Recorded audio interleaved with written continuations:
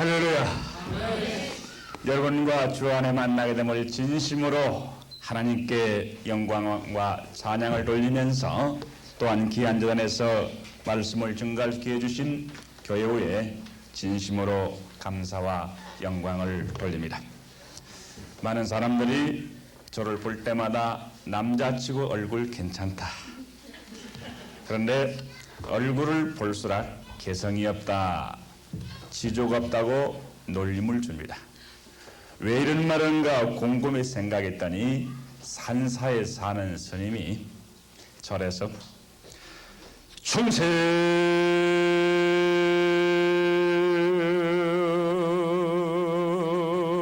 묻은 수운두어본 남모전서원단 번문무례하고 염불할 것이지 기독교로 개종했다고 지조 없는 사람이라고 놀림을 줍니다. 우리 기독교는 우리의 생각으로 우리가 주님을 영접한 것이 아니라 천에 하나 만에 하나 너는 내 것이라고 여러분과 나의 영혼을 구속했기 때문에 우리가 주님을 나의 구주로 영접한 줄 믿습니다. 승려가 예수를 믿는다고 하면 그 스님은 정상적인 승려 생활을 할 수 있다고 볼 수 없는 것입니다. 불교의 발생 동기는 BC 600년경에 신의 구속문화에서 벗어나기 위해서 발생한 것이 불교입니다. 그러므로 승려가 불교는 신의 구속문화에서 벗어나기 위해서 발생한 것이 불교인데 기독교의 신의 구속으로 들어온다는 것은 있을 수 없습니다. 여기 있는 서목사, 저는 인간적인 나의 이성을 통해서 우리 주님을 나의 구주로 영접할 수 없지만 하나님께서 강권적인 역사 속에서 제가 주님의 만남을 여러분과 함께 은혜를 나누고자 합니다. 할렐루야. 기도합시다. 하나님 아버지, 불교의 문화권을 통해서 인간의 삶의 문제를 해결하기 위해서 몸부림치는 스님을 너는 내 것이라고 구속함을 통해서 귀한 전을 통해서 주님 앞에 영광 돌릴 수 있는 은혜의 시간 주심을 감사드립니다. 이 시간 부족한 종 온전히 주의 은혜 안에 감추시고 오직 주님의 영광만 돌릴 수 있는 능력의 역사가 귀한 예배후에 함께할 줄 믿사오며 우리 주 예수 이름 받들어 기도드립나이다. 아멘. 사랑하는 성도 여러분, 만군의 여호와께서 천에 하나 만에 하나 너는 내 것이라 택한 여러분과 나를 위해서 이 나라 복음 확장 사업과 또한 여러분의 교회 부흥을 위해서 여러분과 나에게 맡겨준 사명이 있는 줄 믿습니다. 이 모든 사명을 우리의 지식과 우리의 신앙의 경험을 통해서 사명을 감당하는 실족하고 자잘할 수 있으나 나에게 맡겨준 사명을 여호와께 맡기고 나아갈 때 우리가 지식이 부족하면 지식을 통행하고 물질이 부족하면 물질을 통행하고 건강이 부족하면 건강을 통행해서 모든 사명을 감당할 수 있는 여건 속에서 주의 사명에게로 갈 수 있도록 역사하시는 분이 우리 여호와 하나님인 줄 믿습니다. 오늘 본문에 하나님께서 요나에게 니느웨에 가서 복음을 증가하라고 사명을 주었습니다. 그런데 요나가 곰곰이 생각하니까 니느웨 백성은 원수의 나라입니다. 이스라엘 백성들이 농사를 지으면 농산물을 약탈하고 가축을 키우면 가축을 약탈하는 원수의 나라가 하나님의 징계의 불로 40일 후에 망한다고 생각하니 기뻤을 것이고 그곳에 가서 복음을 증가하기란 생명의 위협을 느낀 나머지 여호와의 사명을 버리고 여호와의 낯을 피하기 위해서 다스스로 가는 뱀의 창에 숨고 말았습니다. 사랑하는 성도 여러분, 우리는 여호와의 낯을 피할 수 없다는 것을 믿으시기를 바랍니다. 요나가 여호와의 낯을 피하기 위해서 다스스로 가는 배 밑장에 꽁꽁 숨었지만 요나가 숨은 그곳에 하나님께서 함께한 줄 믿습니다. 여기는 소목사, 과거에 불문에 입산해서 대한불교 조계종에서 발급하는 정식 스님으로서 승려 생활에 충실하고 있는데 뜻하지 않게 저에게 육신의 질고가 들어왔어. 이 모든 질고를 치료하기 위해서 아무리 병원에서 치료하려고 몸부림쳤지만 낫지를 못한 가운데 저희 큰형님이 대구에서 대학 교수로 재직하고 계신 학교의 병원에 입원하게 되었습니다. 입원했더니 간호인이 저에게 도사님도 병들어서 병원에 입원하냐면서 저에게 스님 예수 믿으면 좋겠다고 전도하기에 제가 요구를 했습니다. 야 미친녀야, 아무리 전도할 데가 없기에 스님한테 전도하냐고. 제가 그 간호원에게 요구를 했더니 이 간호는 끈질기게 전도하는데 얼굴이나 이쁘면 좋겠는데 얼굴은 호박같이 생긴 거지. 올 때마다 찬송가를 불러주는데 예수 앞에 나오면 모든 죄 사한다는 겁니다. 참 중이 병들어 죽다 보니까 참 별일도 많구나. 그래서 내가 이 간호원 약을 올려주기 위해서 이분이 올 때마다 찬송가를 불러주는데 성녀로서 자존심이 상하더라고. 그분이 언제나 올 때마다 예수 믿으라기에 내 법복이 안 보이냐고. 아무리 욕해도 빙긋빙긋 웃으면서 전도하는데 올 때마다 예수 앞에 나오면 모든 죄 사한다는 찬송가를 불러줘요. 중이 병들어 죽다 보니 별일도 많구나. 그래서 내가 이 간호원 약을 올려주려고 제가 찬송가를 한번 불러보겠다 했더니 혹시 스님이 마흔물을 연주 알고 호박 입을 벌리면서 같이 부르자기. 들어보라고. 예수자를 빼고 부처자를 넣어가지고 제가 참불가를 불러주는데 오늘 내가 부처자를 넣을 수 없고 예수 앞에 나오면 모든 죄 안 사하고 하면서 참불가를 불러줬더니 이 간호원이 엉엉 울면서 스님병은 현대의학으로 나올 수 없으니 예수 믿고 구원받으라고 또 전도합니다. 나는 예수 믿고 싶은 마음이 조금도 없었지만 이 간호원이 새벽마다 주의 성전에 무릎을 꿇고 나의 영혼을 놓고 주님 앞에 기도한 그 기도가 상달되어서 제가 주님을 영접한 줄 믿습니다. 몇 년 전에 초파일날을 기준으로 한 일주일 동안 전도 집회를 해달라고 해서 우리 교회에서 직원 예배를 보고 지방을 가기 위해서 택시를 탔습니다. 택시를 타고 조금 가니까 어느 한복을 곱게 입은 여인이 합성하자고 손을 들게 합성했습니다. 운전수가 어디 가냐고 질문하니까 여기에 가까운 봉은사 초파일날 불공덕하는 보살입니다. 나는 이 보살에게 내가 과거에 스님인데 지금 내가 기독교로 개종해서 전도하니까 예수 믿고 구원받으라고 전도했더니 불공 두루간에 부정 탔다고. 저는 간호원에게 욕 한 번뿐이 안 했지만 이분 세더라고요. 우리가 불교인들한테 배울 점은 정성하는 배워야 돼. 이분은 참으로 절에 갈 때 며칠 동안 목욕제기하고 부정 탈까봐 마음과 정성을 다하여 이분이 초파일날 불공 들어가다. 초파일 1년에 2번 있는 한 번 있는 것 부정을 탔으니 얼마나 이분이 나에게 욕을 세게 하는가. 제가 욕을 실컷 얻어먹고 집안 가면서 곰곰이 생각하니까 내가 간호원에게 욕했던 생각이 나서 나도 그 여인을 위해서 기도했습니다. 그런데 이분이 1년 지나서 이분이 우리 교회에 출석하게 되었습니다. 할렐루야. 우리 교회 출석해서 이러이런 사람이라고 곰곰이 얼굴을 주시해 보서 보니까 그분은 맞아. 그런데 우리 교회 한 3,000명 모이는데 12여 전도에 있는데 이제는 증경회장이 되었습니다. 할렐루야. 그런데 이 시어머니는 어떤 분인 거니? 봉은사 선방에서 죽비치는 할머니인데 봉은사가 10만 넘게 모입니다. 우리 기독교만 하면 10만 모이는 교회 원로 권사님이라면 표현이 맞습니다. 이러니 며느리가 예배당을 나인 집안 망했다가 얼마나 며느리를 닥달했는가. 나만 하면 죽겠다 하기에 예수 믿기 전에도 시어머니 잘 모시라고.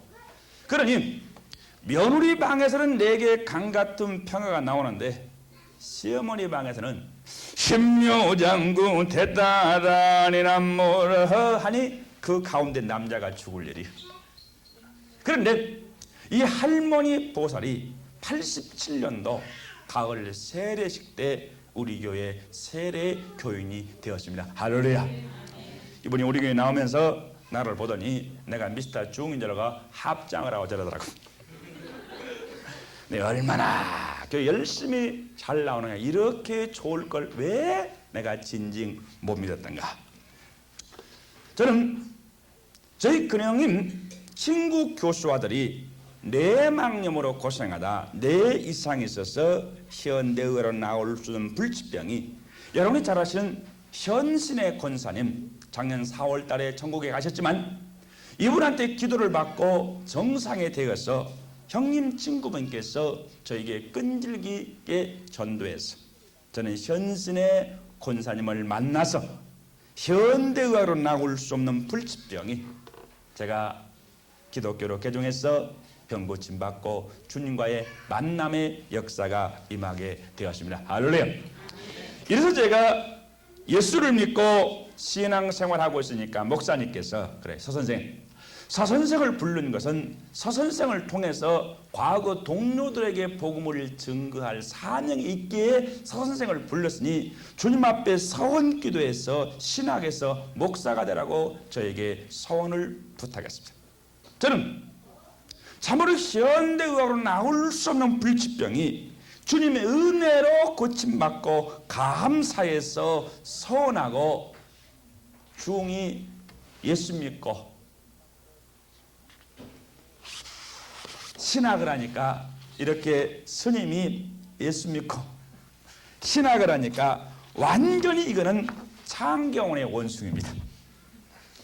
제가 기독교로 개종해서 첫 번째 느낀 것은 요나에게는 분명히 니누의 백성이 원수의 나라일지 모르나 하나님 보시기에는 니누의 백성이 구원의 백성이므로 선지자 요나를 보낸 줄 믿습니다. 나는 기독교로 개종해서 우리 크리스찬들 마음속에 요나와 같이 이교도를 멸시하고 배타는 마음을 갖고 있는 것을 느끼게 되었습니다. 나는 주간지에 어느 스님이 주간지에 글을 쓴 것을 봤습니다. 한국의 대중교통수단은 지하철 버스입니다. 그러므로 의자에 앉아 있는 분들은 학생들 가방이라든가 무거운 짐을 받아주는 것이 예입니다. 그래서 이 스님이 무거운 짐을 두고 버스에 올라타 보니 어느 젊은 스님이 의자에 앉아 있기에 저분이 내 짐을 받아주겠지 마음을 먹고 무거운 짐을 끙끙거리면서 그 젊은 청년 의자 가까이 갔을 때에 그분은 크리스찬으로서 예배를 보고 집을 가기 위해 그의 무릎 위에 성경책이 놓여져 있었습니다. 그러나 그 크리스찬은 승려라는 신분 때문에 무거운 짐을 끙끙거리는 스님을 오할로 쳐다보기만 하되 승려의 짐을 받아주지 않았다는 글을 보았습니다. 사랑하는 성도들은 가령 굶주린 스님이 굶주린 배를 채워달라고 애원하고 이교도가 굶주린 배를 붙들고 여러분의 안방에 와서 찾아와서 굶주린 배를 채워달라고 애원할 때 따뜻한 밥 한 그릇 대접할 수 있는 사랑의 믿음이 있습니까? 요나에게는 니누의 백성이 원수의 나라일지 모르나 하나님 보시기에는 니누의 백성이 구원의 백성이므로 선지자 요나를 보내는 것 같이 이 나라 이국가의 민족 복음화를 위해서는 우리의 마음속에 스님을 만나고 이교도를 만났을 때에 멸시하고 배타한 우리의 마음을 무너뜨리고 그들에게 사랑의 복음을 증거하기를 하나님께서 우리에게도 원하고 있는 줄 믿습니다. 저도 과거에 이런 버스 대합실에 자시간을 기다리기 위해서 대합실에 앉아 있으면 크리스찬들이 예수 믿고 구원받으라고 복음의 메시지를 증거합니다. 그러나 성령인 제 곁을 가까이 오면서 얼굴이 굳어지면서 제 뒤를 향하여 지나가면서 아니 스님이면 스님이고 중이면 중의 중세기가 뭡니까? 그건 우리 그렇지 않은 그 80% 90%가 스님을 만나면 저주하고 멸시하지 그 영혼이 불쌍함으로 그들에게 사랑의 복음을 증가하는 이러한 마음의 여유가 없는 것 같습니다.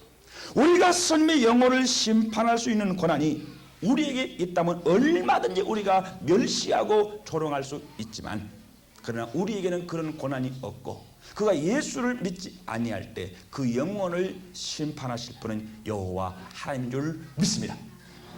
그러므로 저는 기독교 개정에서 우리 크리스찬들이 요나와 같이 이교도를 멸시하고 배타는 마음병이 있는 것을 느끼게 되었습니다.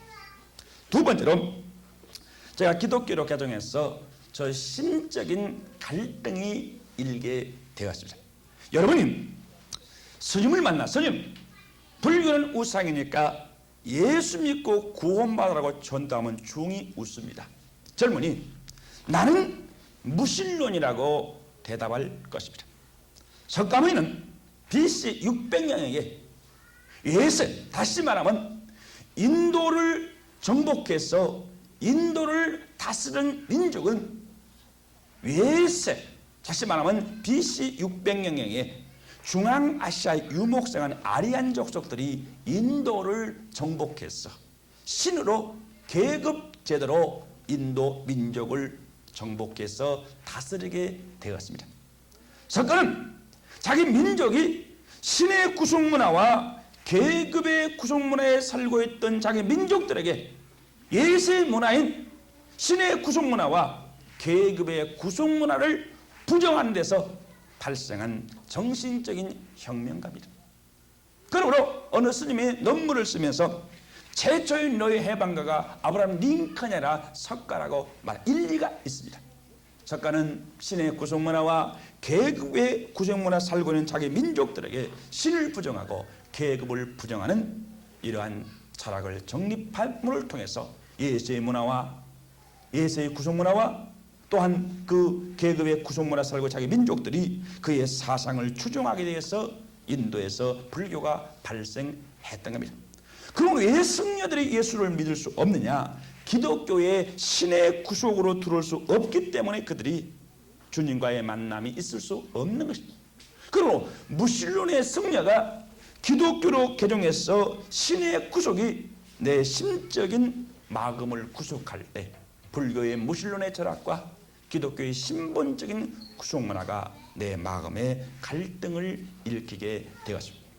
여러분이 우리 기독교는 죄의 문제를 해결함으로 말미암아 구원받는 것이 우리 기독교의 궁극적인 구원의 종교라고 말합니다.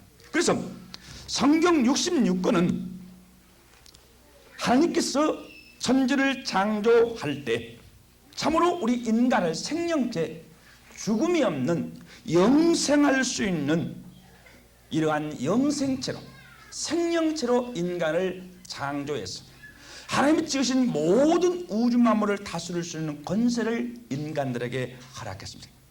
그러나 아담과 하와가 범죄함을 통해서 죄가 들어서 우리 육체가 되어서 인간들이 하나님과 인간과의 돌담이 생겨서 영원히 인간이 죽을 수밖에 없는 인간을 하나님께서 불쌍히 여겨서 인간을 구원하기 위해서 예수를 이 땅에 보내신 것은 인간의 죄의 문제를 해결해서 이 땅에 오신 그 예수를 믿고 구원받는 것이 우리 기독교의 구원의 종교이기 때문에 그래서 요한복음 66권 총 주제가 요한복음 3장 16절이라고 말합니다. 그러면 불교의 84,000가지의 석가모니의 법문은 그 무엇을 의미하고 있느냐? 불교에서는 우리 기독교는 죄의 문제를 해결해서 우리 기독교의 궁극적인 종교의 목적을 이룬다면 불교의 궁극적인 목적은 인간의 고뇌의 문제, 고통이. 그래서 불교에서는 이 모든 세계를 일체고욕이라 고통이 아닌 것은 아무것도 없다고 말합니다. 그러므로 이 고통의 문제를 어떻게 해결할 수 있는가 그 방법론을 제시하는 것이 84,000가지의 법문입니다.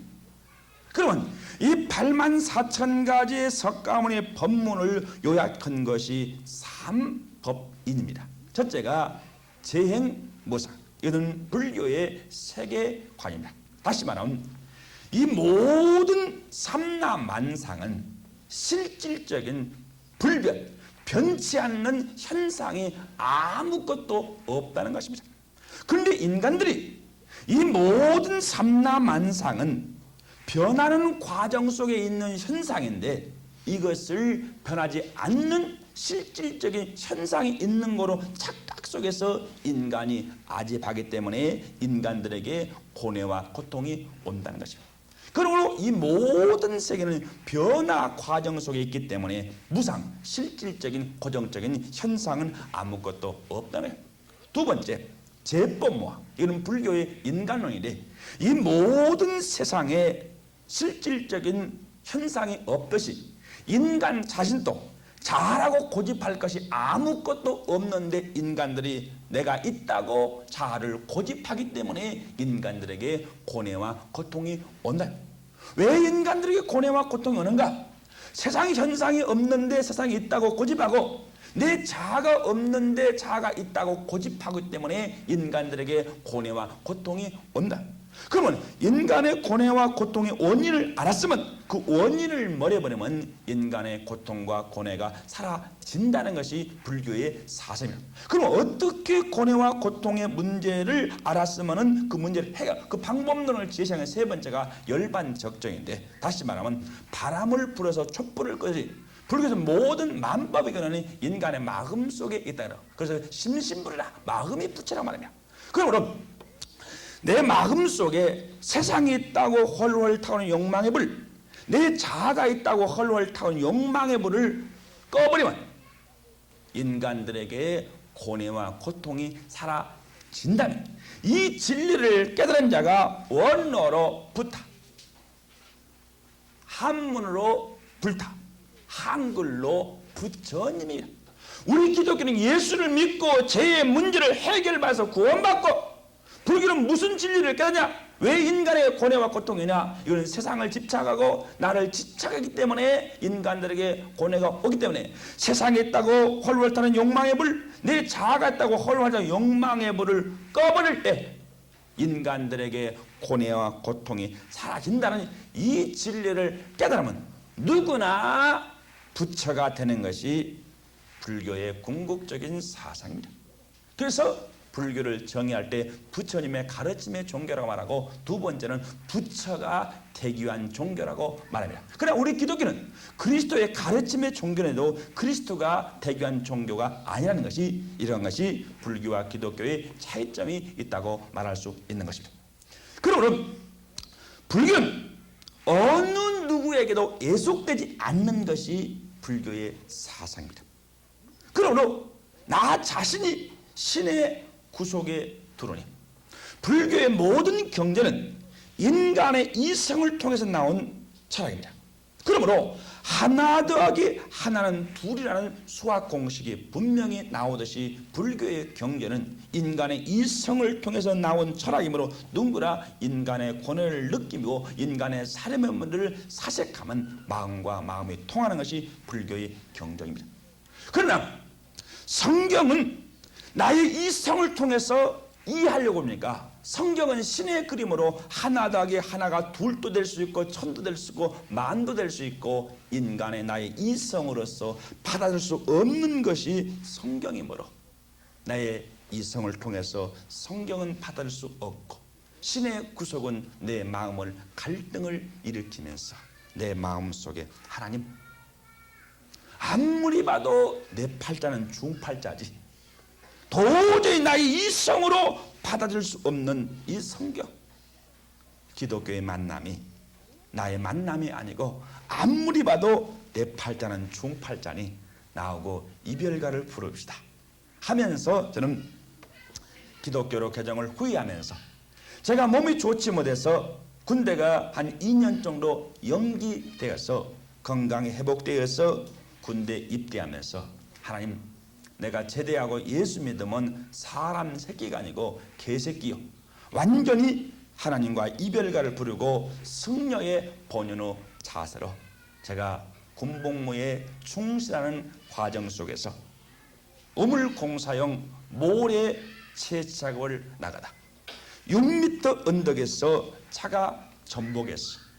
여러 전우가 거기에서 운명을 거두고 저는 그 전복한 차에 장파열로 연대 의무대로 후송되어서 하룻밤 자고 다음날 통합병으로 후송 가기 위해서 앰뷸런스 안에서 진통제 기운이 떨어지니 장파열 통증이 오는데 나는 승려의 신분으로서 그 고통을 참기 위해서 연불을 통해서 그 고통을 참기 위해서 연불을 실컷 하다가 나도 모르게 내가 예수를 조금 믿었는가 안 믿었는가는 모르지만 연불하다가 중간중간 쥐어주려 했나 봐. 참 사람이 못 쓸 것이더라고요. 근데 저를 후송하신 제가 군의관인가 선임하선인가 제가 분명히 기억을 못하는데 이분이 교회 집사님인데 얘가 연불을 실컷 하다가 중간중간 쥐어주여 하니까 내 손을 붙들고 간절히 기도하는 기도수를 듣다 보니까 이 중놈이 또 한번 미쳤구나. 저는 가정적인 어려움이나 이성적인 어려움으로 제가 불문에 입산하지 않았습니다. 제 인생의 운명을 바꿔놓은 사람은 제가 국민학교 3학년 때 한 교사의 실수가 내 인생의 운명을 바꿔놨다고 생각합니다. 하루는 학급에서 수업을 하고 있는데 학급에서 분실물이 생겼습니다. 담임선생은 이 분실물을 찾기 위해서 산에 가서 솔잎을 따다가 저희 반 학생들에게 솔잎을 입에 하나씩 물려주시면서 하시는 말씀이 조금 전에 학급에서 분실물이 발생했는데 그 분실물을 가져간 학생의 한에서는 입에 물고 있는 솔잎이 기르난다고 말씀했습니다. 저는 1시간 동안 긴장 속에서 솔잎을 물고 있다가 저도 모르게 물고 있던 솔잎을 끊고 말았습니다. 그러므로 제 책상 위에 끊겨진 솔잎이 나오니 저희 담임선생은 제가 그 분실물을 가져간 학생이기 때문에 솔잎이 기르난다고 했으니까 기르난 것을 방지하기 위해서 절단했으니 제가 그 분실물을 가져간 학생으로 생각하고 그 솔잎을 보자마자 끊겨진 솔잎을 보자마자 아구청에 돌아가면 이 도둑놈 하면서 쥐어 펴는데 온 친구들이 저를 주시해 봅니다. 친구들을 전부 집으로 돌려보내고 나만 교실에 남겨놓고 책상을 들기하며 매를 가하며 그 분실물을 어디다 감추어 두었냐 합니다. 다음날 학교에 갔더니 친구들이 제 뒤를 졸졸 따라다니면서 서선생은 도둑놈이야, 서선생은 도둑놈이야 계속 놀림을 주니 저는 학교가 가기 싫고 꿈속에 담임선생이 꿈에 나타나면 이불에다가 지도를 그리고 말았습니다. 한 교사의 실수. 국민학교 3학년 친구들이 졸졸 따며 서재생은 도둑놈, 서재생은 도둑놈 놀림을 주니 학교가 가기 싫고 꿈속에 담임선생이 나타나면 식은땀이 나면서 이 교사의 실수가 나의 어린 마음에 큰 상처가 나의 성장 과정에 큰 변화를 일으키게 되었습니다. 그런데 우리 부모님이 참 자식 욕심이 많습니다. 얼마를 낳는 거니 열하고 하나를 낳았어. 11남매인데 참 많이도 낳지요. 친구들이 그래, 야 너희 아버지 참 바람기도 많다. 얼마나 바람을 폈으면 형제가 11남매인가. 그런데 우리 아버지는 착실하신 분인데 왜 어머니가 한물리더니 막내를 몇 살에 낳는 거냐. 쉬운 살에 쉬운둥이를 낳았어. 벌써 쉬운둥이가 지금 25인가요? 지금 올해 대학교 4학년인데 얘가 중학교 3학년 때 진학강제로 학부모 상담위원회에서 우리 어머님이 학교에 갔더니 우리 막내 친구들이 그래, 야 재광아 너희 할머니 교무실에 왔으니까 가보라 하더래요. 우리 형수님이 남매를 낳는데 어머니께서 적장 하나 더 낳아라. 어머니 우리 3남매입니다. 왜 너희가 남매의 3남매냐? 막내 삼촌까지요.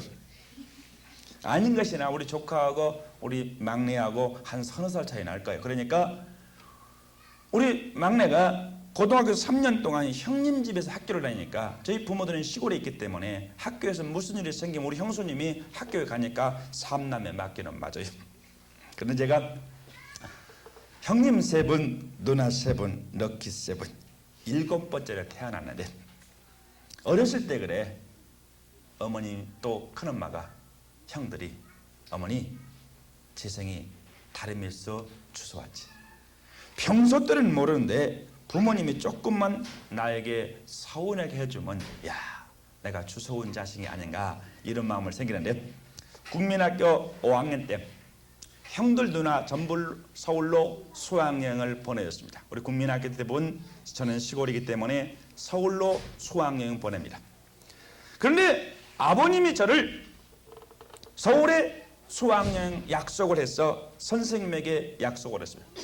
그런데 아버지 심부름을 제가 한번 듣지 않았더니 아버지가 성을 내면서 수학여행 안 보내, 정말로 안 보내줘. 작은 집에 사촌 재근이는 서울로 보내주는데 나는 안 보내. 내가 주워온 자식인가 보나 이런 마음이 생기는데 국민학교 6학년 때 여름방학 때 저는 시골 출신입니다. 옛날에 이 농약이 없기 때문에 모내기 한지 15일이 지나면 초벌 매기 하면서 그때부터 초벌 매고 두벌 매고 계속 잡초를 뽑지 아니하면 벼를 수확을 할 수 없습니다. 지금은 농약을 하면 잡초가 낮았지만 여름방학 때 친구들은 강가에 고기를 잡고 노는데 햇빛은 쨍쨍 찌는데 부모님이 일을 시키니 일하다 짜증나니까 저 친구들이 있는 강가로 도망을 가니까 우리 어머니께서 일하시다가 저를 보시더니 너희 놈의 새끼 집에만 들어오면 다리 목소리를 작심 분지르거든. 옛날 우리 어머니들 오사갈럼 뭐할럼 오사갈 소리가 뭔 소린 거니? 옛날 역절은 말 5필을 내라.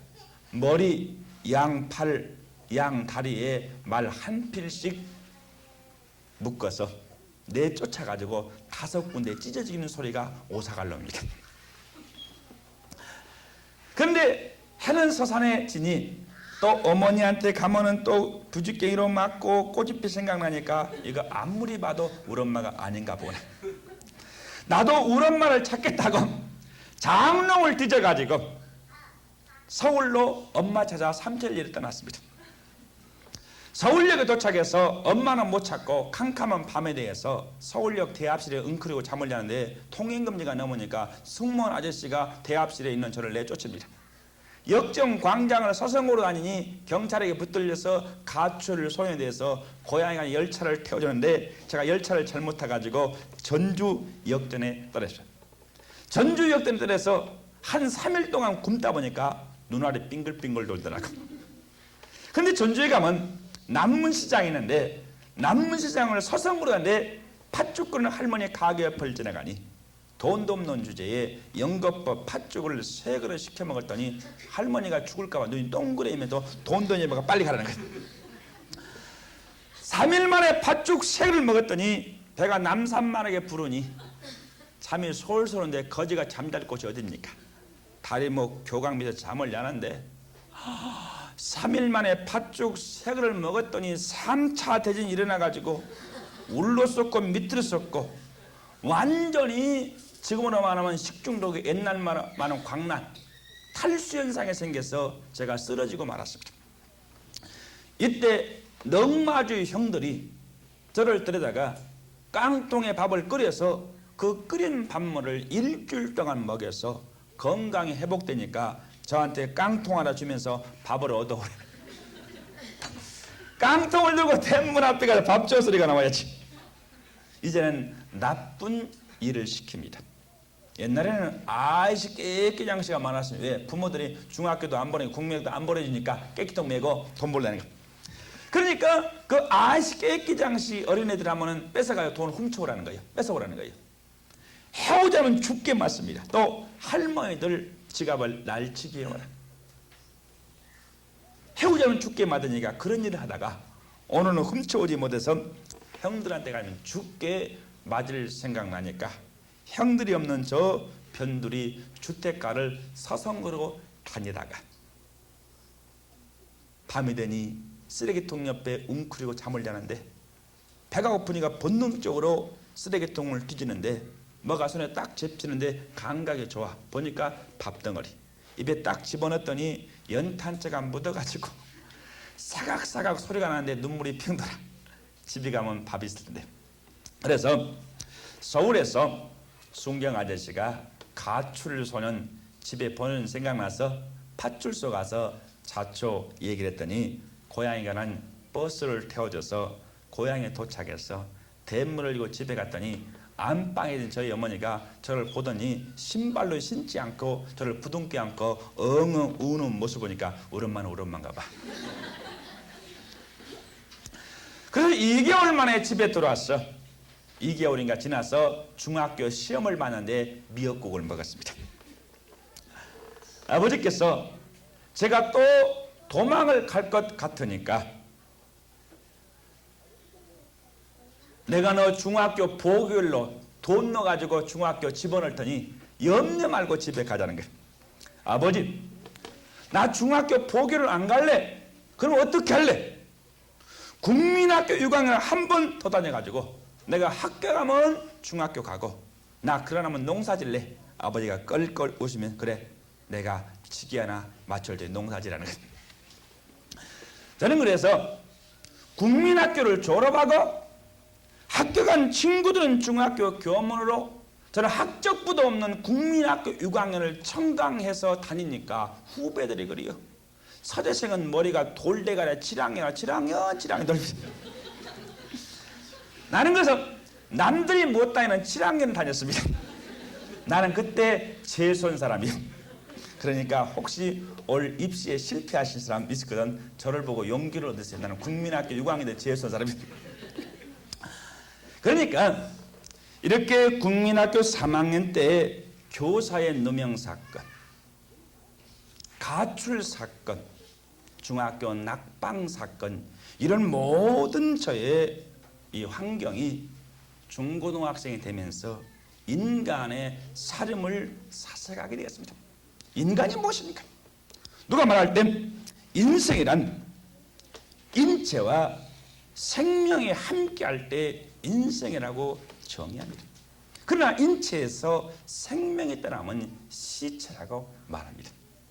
아무리 웃고 희로애락을 즐기는 부부간도 생명이 떠나면 시체이기 때문에 무서워서 우리 곁을 떠납니다.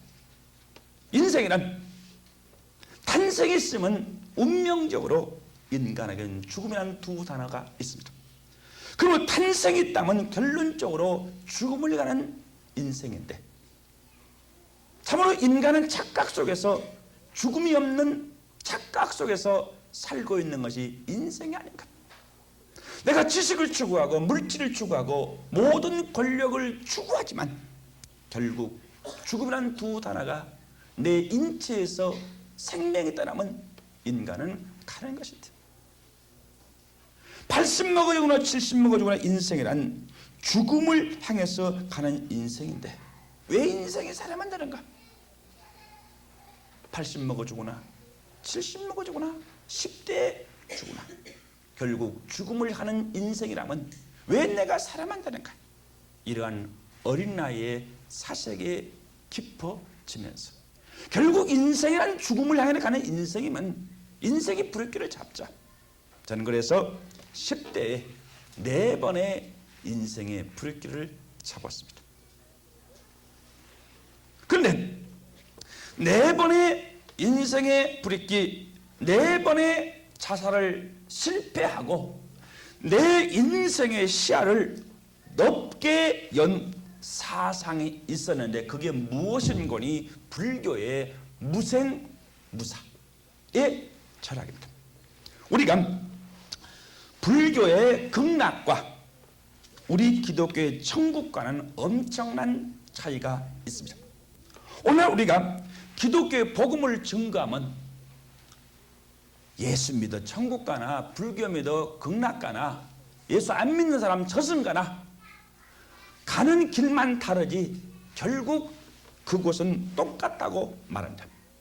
그러나 불교의 극락과 우리 기독교의 천국과는 엄청난 차이가 있는데 뭐냐? 불교의 극락은 유한성의 극락입니다. 다시 말하면 석가모니가 극락이 우리 기독교의 천국의 영생의 천국이라면 불교는 발생하지 않았습니다.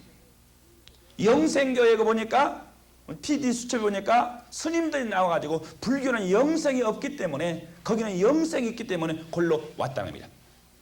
장윤 쇼에 박장 스님이 나왔습니다. 장윤 씨가 영생을 아십니까? 나 영생의 단어도 모르고 영생이 어디에 있는 것도 모른다고 분명히 말했습니다. 다시 말하면 이 극락이라는 것은 석가 이전에 브라만 종교의 내세설입니다.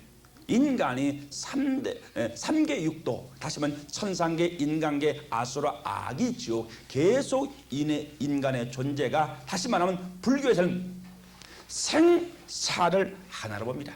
생이 있으면 사가 있고 죽음이 있으면 다시 윤회에서 탄생이 있으니까 생사를 하나로 보는 것이 불교의 생사관입니다. 그러면 이 극락이라는 것은 천상계, 희락에 충만한 것입니다. 그런데 이 희락이 충만한 극락이 영원한 극락이 아니라 이 땅에서 선행을 쌓으면 그 선행의 인연에 의해서 극락이 희락에 충만한 것에 살다가 그 인연이 닿으면 또 죽어야만 됩니다. 그래서 극락에서 죽을 때는 지옥에서 죽을 때보다 고통이 16배가 넘는다고 경전에 나옵니다. 이 말은 무엇을 의미하는 거니? 이성철 종종 스님이 82년도 초파랄 법문에 극락을 가기 위해서 불교를 믿고 있는 허망된 개꿈을 믿고 있다고 말했어요. 다시 말하면 불교의 궁극적인 목적은 극락 가는 것이 아닙니다. 다시 말하면 이 극락이라는 것은 석가 이전의 윤회설의 인생의 존재 속에서 최고 희락이 충만한 것인데 그것도 인연이 닿으면 또 존재의 밖을 돌아야 되기 때문에 그 세계도 고뇌와 고통의 세계입니다. 그러면 석가모니는 무엇을 주장했느냐? 인간이 존재하는 한 고뇌와 고통의 세계에서 벗어날 수 없다. 그러면 인간의 고뇌와 고통에서 벗어날 수 있는 유일한 길은 나의 존재의 고통의 존재가 멸해버려야 고뇌와 고통에서 벗어날 수 있다는 겁니다. 그런 불교의 해탈한 건 뭐냐? 이렇게 개미 쳇바퀴 돌듯이 존재의 바퀴, 윤회의 바퀴에서 벗어나는 것이 해탈입니다. 그러면 해탈한 것은 뭐냐? 무생무사, 생사가 없는, 그래서 무공으로 나 자신이 무로 공으로 없어지는 것이 불교의 궁극적인 목적입니다. 그러니까 저 부천의 영생교회 스님이 왜 왔냐? 불교는 영생이 없습니다.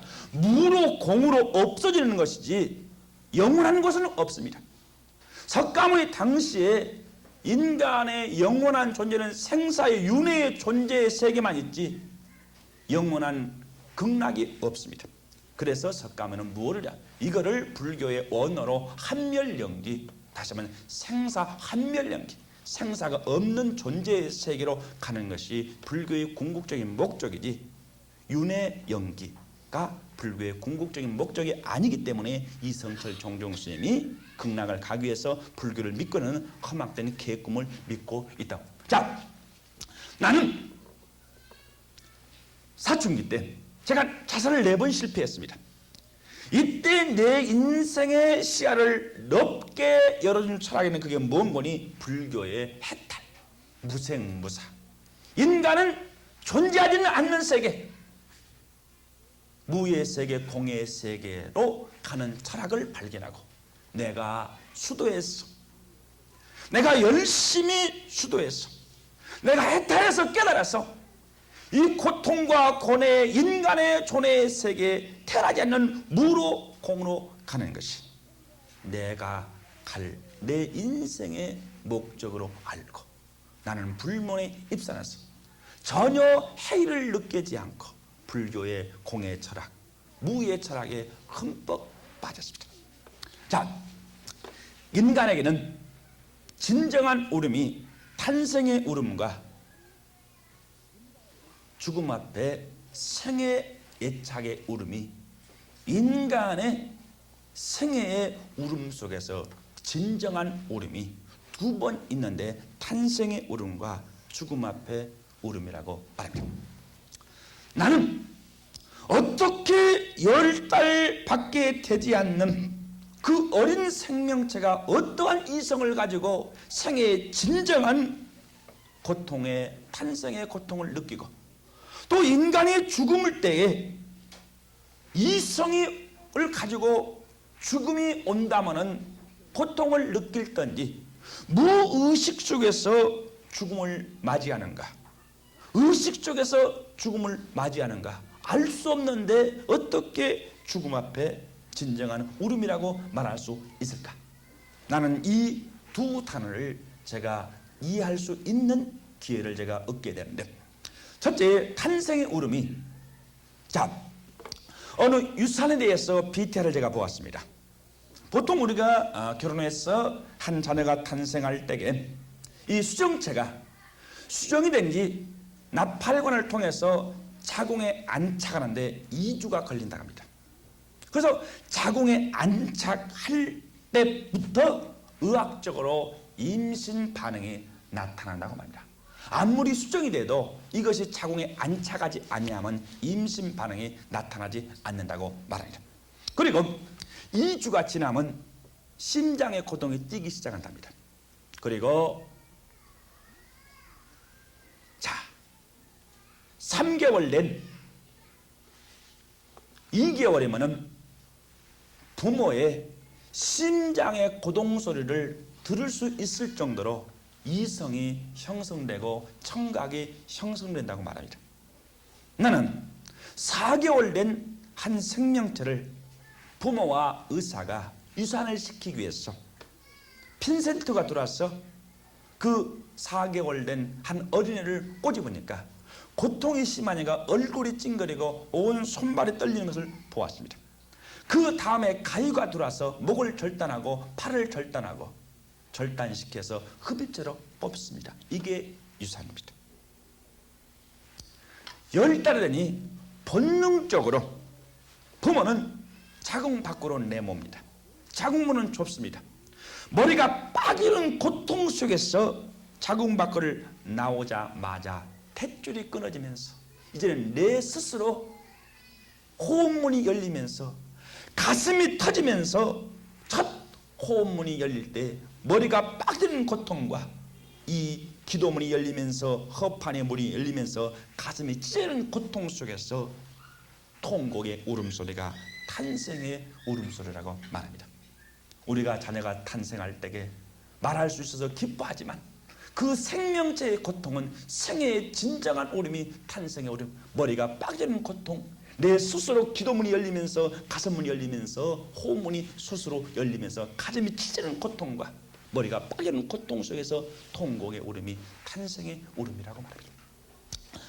두 번째 울음이 죽음 앞에 생애의 착의 울음이라고 말합니다. 나는 제가 두 번의 생사의 기로를 느끼면서 인간이 죽으면서 이성을 가지고 인간의 죽음을 맞이하는 것을 제가 느끼게 되었습니다.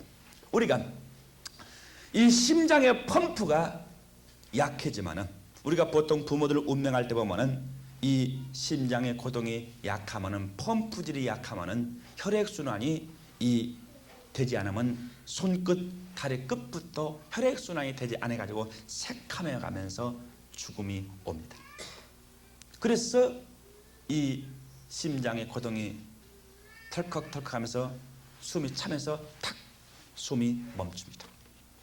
그러나 심장의 고동이 멈췄지만 숨은 쉬지 않지만 우리 청각에 기는 신경은 뇌에 있기 때문에 부모가 죽었지만은 이 청각의 신경은 살아있기 때문에 음성을 들을 수 있다는 것을 제가 느끼게 되었습니다. 그래서 우리가 죽음을 이성으로 죽음을 맞이하기 때문에 생의 애착이 오기 때문에 보통 우리가 나는 기독교를 개종해서 믿음이 좋으신 권사님의 운명한 모습을 지켜봤습니다. 온 가족이 모여서 죽어가는 권사님을 바라보고 자녀들이 울자. 믿음이 좋으신 권사님이 왜 우느냐? 나를 위해서 찬송가를 불러달라고 하면서 죽는 자신이 자녀들에게 위로하면서 찬송가 부르면서 웃으면서 운명을 맞이하는 그 권사님의 죽음을 바라볼 때 과연 기독교는 죽음이 없는 생명의 종교, 영생의 종교임을 다시 한번 제가 깨닫게 되었습니다. 할렐루야. 보통 세상 사람들은 죽음을 두려워합니다. 그래서 어떻게 하면 이 땅에 죽지 않고 살고 싶어서 생애의 착으로 몸부림치며 죽기 때문에 얼굴이 무서웠고 손발에 뒤틀리며 죽기 때문에 죽자마자 숨이 끊기면 사람을 뜨거울 때 몸을 풀어서 꽁꽁 묶어놨다가 풀어서 염을합니다. 왜? 생의 애착으로 몸부림치면서 안타까운 마음으로 죽음을 맞이하기 때문에 얼굴이 뒤틀리고 손발이 뒤틀리면서 굳어버리면 염을 할 수 없기 때문에 따서올 때 풀어서 턱도 올리고 해서 눈도 좋게 해가지고 이 몸이 굳기 전에 따서올 때에 몸을 풀어서 묶어놨다가 염을 합니다. 나는 내가 기독교를 개종했어. 내가 부모님 품에서 이 땅에 올 때에 내가 진정한 울음이 울었지만 지금 이 시간에 나에게 죽음이 오더라도 죽음도 없고 질병도 없고 영생할 수 있는 영원한 낙원을 바라보면서 웃으면서 내 인생의 죽음을 맞이할 수 있도록 내 인생을 변화시킨 주님 앞에 감사와 영광을 돌립니다. 할렐루야. 내가 사춘기 때 4번의 자살을 실패하고 내 인생의 새로운 시야를 열어준 것이 불교의 무생무사 공의 철학, 해탈의 철학이 내 인생 시야를 열었는데 내가 무로 공으로 살아있는 것이 아니라 영생할 수 있는 영원한 낙원을 바라보면서 운명할 수 있는 이러한 인생으로 변화시킨 불교에서는 찾아볼 수 없는 이 영생의 진리를 발견한 것을 주님 앞에 감사와 영광을 돌립니다. 저 천국 주 내게 선풍 주시니 참 감사합니다. 큰 물결 일어나 나시지 못하나 이 풍랑이냐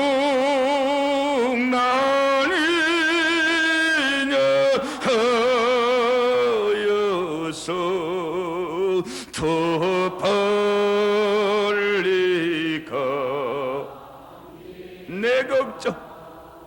내 걱정 근심을 쉬었게 하시고 내 주여 하던 영혼을 곧바르게 하옵소서. 이 세상 고 주뜻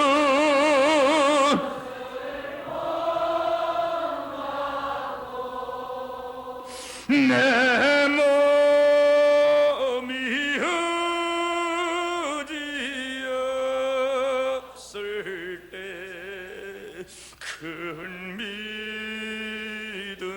주 내 몸이 어디 없을 때 내 몸이